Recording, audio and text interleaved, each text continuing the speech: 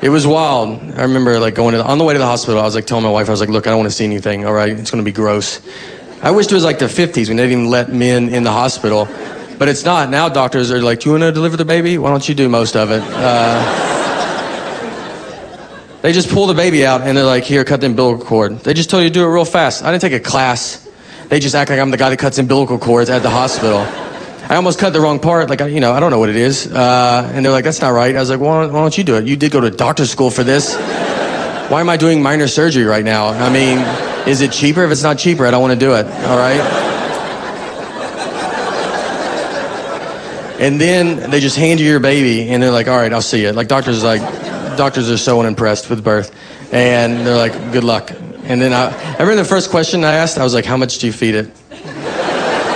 It sounded like I was buying a hamster at a pet store, where they figure it out on their own, or... The big message they tell you, they're like, all right, whatever you do, let's just try not to shake this baby. That's the number one goal. And they tell it to you almost like, obviously, you're going to want to shake the baby. But it would be just so awesome if you just did not shake this baby. And then I watched a video of a guy, and he was like, here's what I do when I feel like I want to shake my baby. Like, he was like, I take walks, I walk about 70 miles a day. I walk a lot. I've barely seen this baby. And then I signed a certificate like I was in kindergarten that said, all right, I'm not going to shake the baby. Like, quit asking me. I didn't even think of it till you guys brought it up. I've never heard the word shake so much in my entire life. Like, that's all we talked about for 3 days. And the first night we got her home, I remember she was like crying for like 6 hours, and you're like delirious and confused. And I was like with my wife, and I was like, wait, are we supposed to shake this baby? Like, is that what they said, dude? We didn't shake her, so I feel like I gotta say that. Like, you guys don't have to call somebody. We have rocked her pretty hard, though. But it's, babies have to get a lot of shots, like a ton of shots. And it's very nerve-wracking when you take a baby to get a shot, because they don't know what's going on. Like, you just take them into a room, they're like, man, this day's going unbelievable. What could go wrong? I don't think anything could go wrong. And you have no way of telling them, like, it's about to all go wrong. You can't even imagine how wrong it's about to get. So she gets the shot, and we go to console her, ready for her to cry. She does not cry. She was just fine with the shot. Like, everything was okay. And I'm like, my wife was like, like sitting there, she's like, wow, this is a sign of like bravery. It shows that she's going to be a powerful woman one day. And I was like, yes, it also could show she's going to be a psycho. Who doesn't cry when you get a shot? She doesn't even know what it is, and she's fine with it. I cry, and I know what it is. And I don't know if she's going to be crazy. I hope not. We're not going to know for a while. You can't tell right now. We're not off to a good start, but we can't. Maybe she'll turn it around. It's going to be like 18 years, like when she's 18. Like, or, I'm going to be sitting there either at her graduation in high school, just be going, look, we love you so much. We're so proud of you. Or I will be on the front yard on the news going, we love you so much, but turn yourself in right now. Do the right thing. She throws fits, though, like a normal kid. Like, I took her to Walmart to buy some toys. And so I was like, I'm going to go buy all these toys. So I was going to let her pick. Which first she runs to just dog toys, and you're like, oh God. You're like, no, this isn't. I gotta grab her and be like, she's crazy. People are looking, you're like, she's joking around. And you're like, I don't, you have a dog? We don't, but we might get one. Okay. So I get her, back to the human toys, and I'm like, go ahead, just pick whatever you want. So what she grabs is this little popper. It's like, I don't know if you remember, like from a kid, it's like you push it, it's got a globe on it, it pops like little balls. It hasn't changed, by the way, since you were a kid. Like that thing, the guy made it like 100 years ago and was like, no changes. No suggestion box, nothing. He goes, this is it, and we're gonna do it forever like this. So she's grabbed it, she's pulling it all over the store. So I was like, all right, I gotta get that. But I don't want that one, she's already used it. It feels used, I want a brand new one. So I grab a new one, and I pay for it, and then I go to switch with her, because I'm like, all right, this shouldn't be a problem. And reasonable person sees it's the exact same thing. So will you just trade with me? And then we get in a huge, fight. Like a crazy fight between me and my daughter, like a 2-year-old girl, and it's almost like we were trying to prove we belong in Walmart. And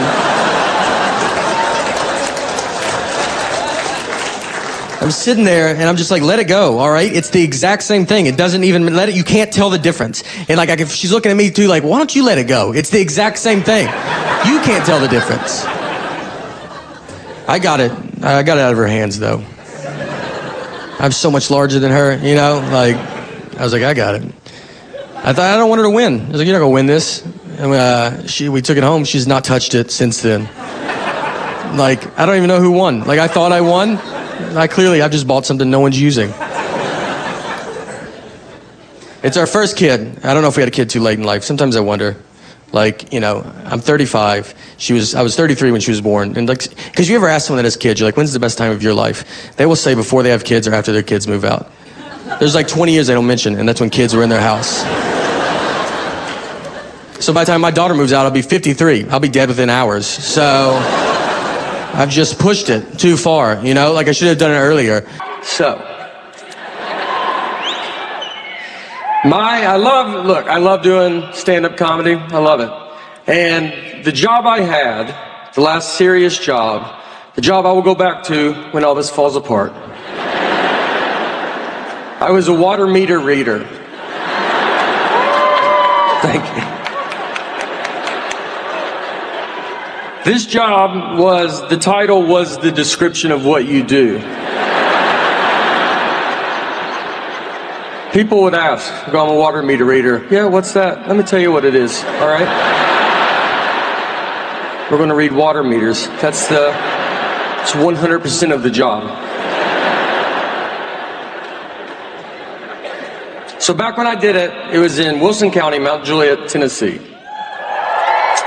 And so back when I did it, I would have to park the truck and like get out of the neighborhood, like run through a neighborhood and type in how much water every house uses. So it's 2001. Obviously, 9/11 happens. If you're old enough, you remember when 9/11 happened, the whole country got very scared that there's going to be more attacks. Well, we did as well in Wilson County. We figured they just went to New York. Obvious next stop, Mount Juliet, Tennessee.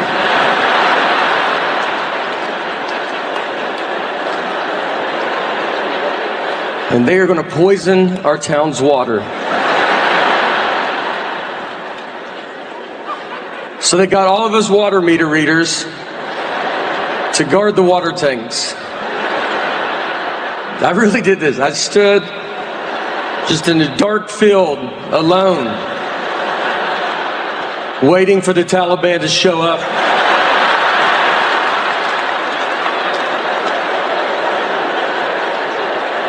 No weapons, no training.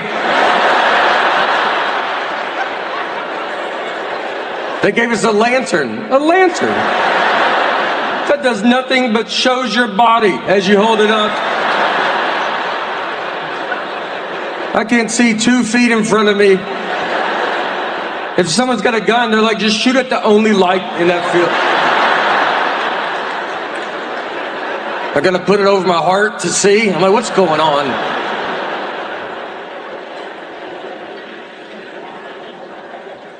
I mean, I think, like, to this day, I always, what did they want us to do? Call the Mount Juliet police? Osama is here. He got past our lanterns.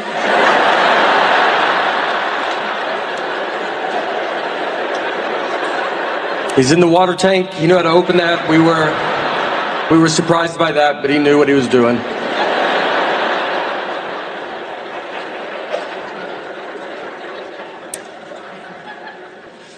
My wife was with me when I had that job. She's been with me way before where we're at right now. She was in it for the benefits I got at the water company. There it is.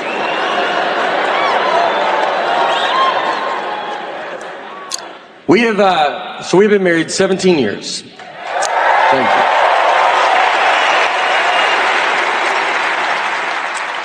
you. And I know, you know, the longer I'm married, the more I realize why she was put in my life. I would not be here if she was not in my life. I know all of this. Now, I've also become very reliant on her because of this.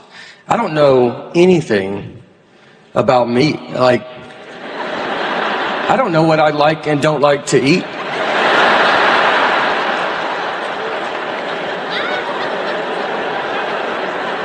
I mean, someone be like, you want to try this? And I got to get her involved.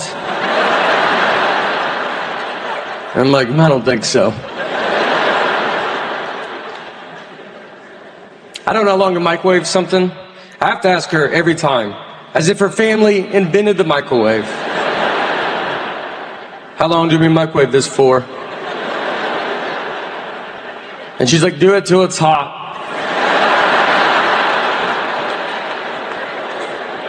It's like, but I know you know a number,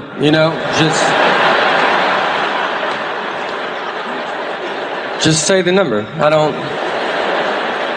I'm either gonna call my mom or you're gonna tell me the number.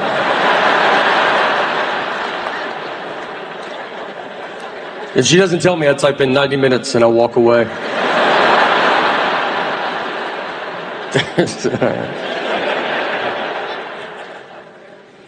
I do my own laundry. Thanks. Thank you. I think that's what it deserves.